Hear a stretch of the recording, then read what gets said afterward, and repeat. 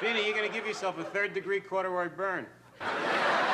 4 boys, 1 teacher, 1 classroom in Brooklyn. For 4 years, America tuned in to watch the Sweathogs, the kids nobody believed in, make the whole country laugh. But the actor who became the biggest movie star on earth lost everyone he ever loved. The man who created the show walked away from Hollywood and never looked back. The kid with the funniest laugh on television built that laugh from the sound of his father dying. And 2 of them died of heart attacks 7 months apart in the same year, both in their early 60s, both still trying to escape the same 4 characters. Let's see what really happened. John Travolta as Vinnie Barbarino. John Travolta was born on February 18, 1954 in Englewood, New Jersey, the youngest of 6 children. Every single one of his siblings became an actor. He dropped out of high school at 16 and moved to New York. He was 21 years old when he became Vinnie Barbarino, the beautiful, charismatic, completely dim-witted leader of the Sweathogs, the kid every boy wanted to be and every girl wanted to be with. His mother was an acting teacher. She actively tried to talk him out of taking the role. She told him playing a dumb Brooklyn kid would typecast him forever. He ignored her. That dumb Brooklyn kid made him the biggest movie star on the planet.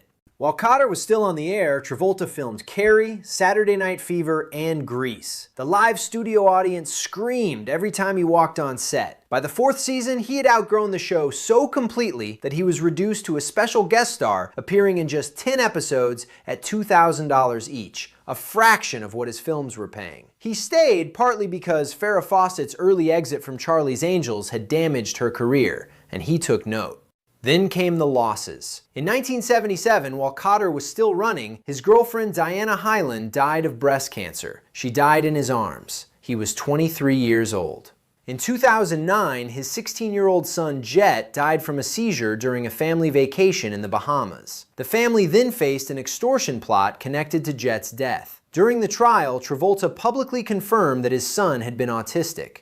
In 2020, his wife Kelly Preston died at 57 of breast cancer after a private 2-year battle. After a brutal decade-long slump in the 80s, Quentin Tarantino resurrected him with Pulp Fiction in 1994, earning him an Oscar nomination. Get Shorty, Face Off, Primary Colors followed. He is a certified pilot rated to fly Boeing 707 and 747 aircraft. Today, in 2026, John Travolta is 72 years old with an estimated net worth of $250 million.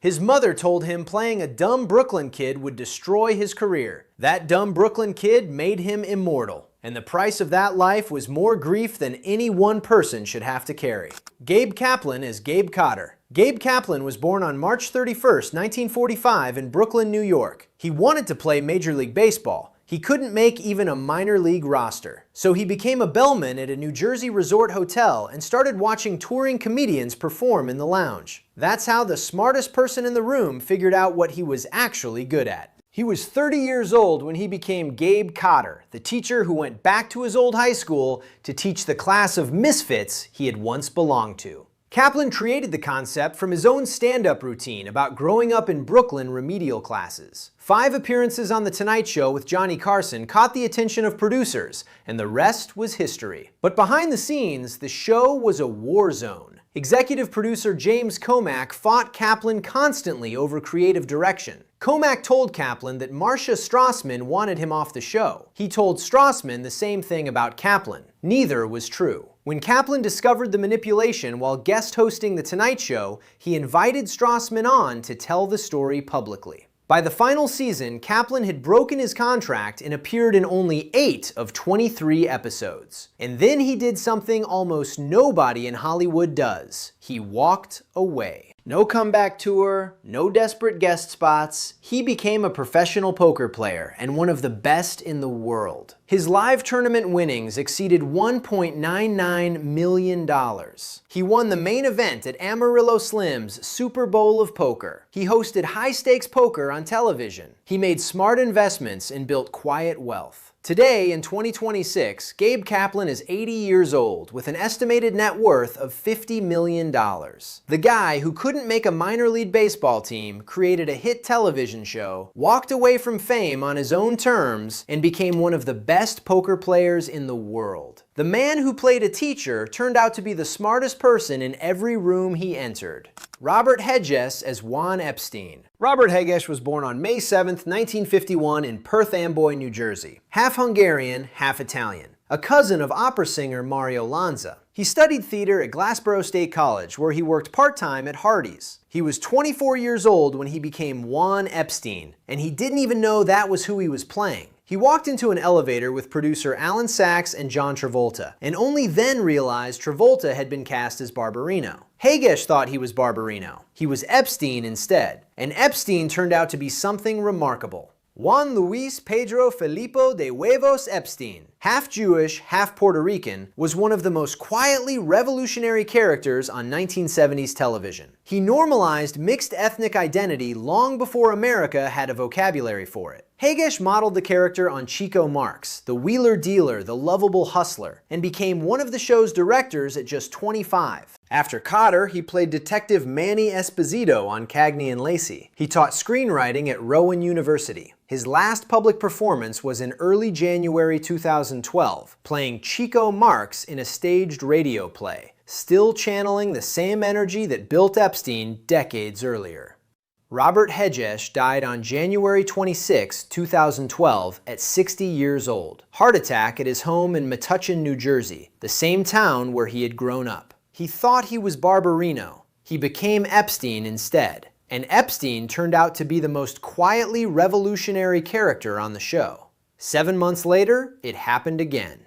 John Sylvester White as Vice Principal Woodman. John Sylvester White was born on October 31st, 1919 in Philadelphia, Pennsylvania. His father was an attorney who became the first mayor of Colmar Manor, Maryland. He studied acting at the University of Maryland, worked in 1950s radio dramas, then stepped away from acting for 18 years to work as a salesman. He was 55 years old when he became Vice Principal Michael Woodman, the bureaucrat who had given up on idealism and was just waiting to collect his pension. Travolta later called him a great actor who gave the show credibility. And here is the detail that connects him to an entirely different corner of American pop culture. John Sylvester White was married to Joan Alexander, the voice of Lois Lane on the 1940s Superman radio series. After Kotter, he retired and moved to Hawaii. John Sylvester White died of pancreatic cancer on September 11, 1988, at 68 years old in Waikiki. He was the first main cast member to die. A man who played someone who had given up on everything, retired to paradise, and died watching the Pacific Ocean. There's a piece in that ending that Woodman himself never found. Stephen Shortridge as Beau de la Barre. Stephen Shortridge was born in 1951. Details about his early life are scarce. He was brought in during the fourth and final season as a smooth-talking Southerner from New Orleans, a new Sweathog designed to replace the irreplaceable. Producers wanted someone who was explicitly not a Travolta clone. His character dispensed nonsensical folk wisdom like a real man never steps on a pregnant alligator. The audience never connected with it. After Kotter, Shortridge largely disappeared from the entertainment industry. He was hired to replace the irreplaceable. That's not a career, that's a tragedy in a single casting decision. Ron Palillo as Arnold Horshack. Ron Palillo was born Ronald Gabriel Paolillo on April 2, 1949 in Cheshire, Connecticut. His father died of lung cancer when Ron was 10 years old. The grief was so overwhelming that he developed a stutter. His mother, searching for anything that might help, enrolled him in local theater. It worked. He started his own summer theater at 14, and it actually made money. He graduated from the University of Connecticut with a drama degree, trained in Shakespeare. He was 26 years old when he became Arnold Horshack, the wheezing, hand-raising, lovable misfit of the Sweathogs. And here is the detail that changes everything you think you know about that character. Horshack's trademark laugh, that high-pitched, wheezing, gasping sound that became one of the most recognizable noises in television history, was inspired by the sound of his dying father's breathing. Palillo took the most painful sound of his childhood and turned it into America's favorite laugh. Every time the studio audience erupted, they were hearing an echo of a boy sitting beside his father's deathbed. Palillo himself said of Horshack, "I think he was the smartest kid in school. He was giving up his aptitude in order to be liked. That tension, intelligence hiding behind clownishness to survive socially was the character's quiet tragedy." And it was Palillo's, too. After the show, the role destroyed him as completely as it had made him. He was permanently typecast. He described feeling exiled throughout the 1980s, unable to find serious work, sinking into depression, rarely leaving his apartment. In 2002, he appeared on Celebrity Boxing and was beaten badly by Dustin Diamond, Screech from Saved by the Bell. One generation's lovable nerd humiliated by the next generation's lovable nerd. But he went back to what he loved: Shakespeare, directing musicals, a one-man show portraying Adolf Eichmann off Broadway. He taught acting to high school students in Florida and was beloved by every one of them. He lived with his partner of 41 years, Joseph Graham, in Palm Beach Gardens. Ron Palillo died of a heart attack on August 14, 2012, at 63 years old. Found by Joseph Graham at 4 in the morning. 7 months after Robert Haguess. Same cause, same decade of life. Both trapped by the same 4 characters. A Shakespearean actor who took his dying father's gasping breath and turned it into the most famous laugh on television. Then spent the rest of his life trying to prove he was more than that laugh. He was, but the world wouldn't let him show it. Marcia Strassman is Julie Kotter. Marcia Strassman was born on April 28, 1948 in New York City. Her grandmother was a Ziegfeld girl. At 15, she replaced Liza Minnelli in an off-Broadway musical. She had already played Nurse Margie Cutler on MASH before she was cast on Kotter. She was 27 years old when she became Julie Kotter, the wife who kept the show's emotional center warm while the Sweathogs got all the laughs. 5 women tested for the role. One of them was Farrah Fawcett, who was deemed too glamorous to be believable with Gabe Kaplan. Strassman later joked, "You believe me with Gabe Kaplan?" She hated the experience. She said it openly. Producer James Comack made it worse by telling her Kaplan wanted her off the show. A lie he was simultaneously telling Kaplan about her. The Sweathog actors at one point physically surrounded her to keep Kaplan from confronting her during a tension that had been entirely manufactured. After Kotter, her biggest success was playing Rick Moranis' wife in Honey, I Shrunk the Kids and its sequel. In March 2007, she was diagnosed with advanced breast cancer that had spread to her bones. Doctors gave her 2.5 years to live. She survived 7. She published a memoir called Life with a Side Order of Cancer and kept raising money for research until the end. Marcia Strassman died on October 24, 2014 at 66 years old. Cher and Eric Idle were among those who publicly mourned her. Her sister called her the funniest, smartest person I ever met. Farrah Fawcett was too beautiful for the role. Marcia Strassman was too talented to be limited by it. She was tougher than every Sweathog combined. Lawrence Hilton Jacobs as Freddie Boom Boom Washington. Lawrence Hilton Jacobs was born on September 4, 1953 in New York City, the 5th of 9 children. His parents were of West Indian descent. He worked as a delivery boy, a florist, a messenger, and a stock boy before anyone in Hollywood knew his name. His breakout was the cult classic Cooley High in 1975. He was 22 years old when he became Freddie Boom Boom Washington, the coolest Sweathog in the room. Smooth, athletic, the kid who pretended to play bass and sang boom, boom, boom, boom until it became his name. Here's the fact that most people have forgotten. Lawrence Hilton Jacobs appeared in every single episode of Welcome Back, Kotter.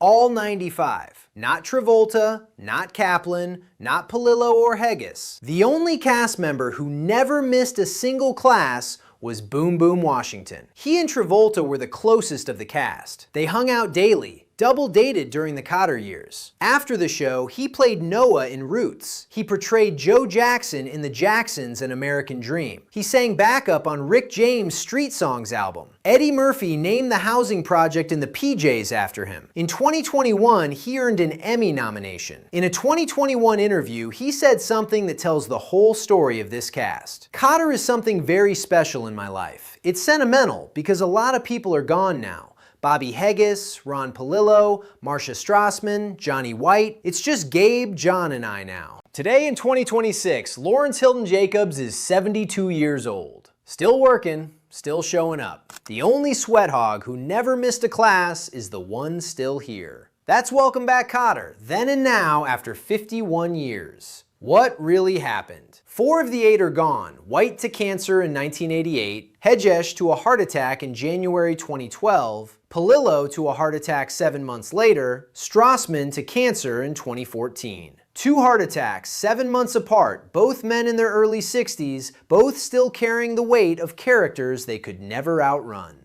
The show was about a man who went back. The cast spent the rest of their lives trying to figure out whether to go back to it or escape from it forever. Some made peace, some didn't get the chance. Drop a comment, which story hit you hardest? And here's the real question. Did you know that Horshack's laugh came from the sound of a boy watching his father die? Because once you know that, you never hear it the same way again.